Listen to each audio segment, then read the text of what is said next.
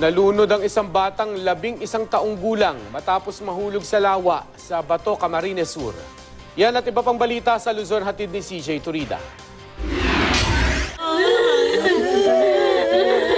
Hindi lubos maisip ni Joy Sesno na sa mismong undas, paglalamayan nila ang kanyang 11 taong gulang na anak na si April K. Ayon kay Joy, hindi niya namalayang nagtungo sa Lake Bato sa Camarines Sur ang kanyang anak. Malapit lang ito sa kanilang bahay.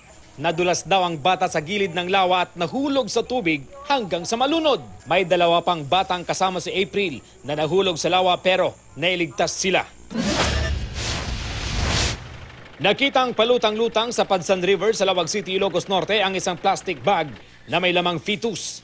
Isang mangingisda ang nakakita sa fetus. Dinala ito sa Lawag City General Hospital para masuri. Nabag-alamang isa itong lalaking fetus na 6 na buwang ipinagbuntis. Pinabendisyonan ito sa simbahan bago inilibing. Iniimbestigahan pa kung sino ang posibleng nagtapon sa fetus. Nagbanggaan sa MacArthur Highway sa Samal, Bataan ang isang pampasaherong bus at isang kotse.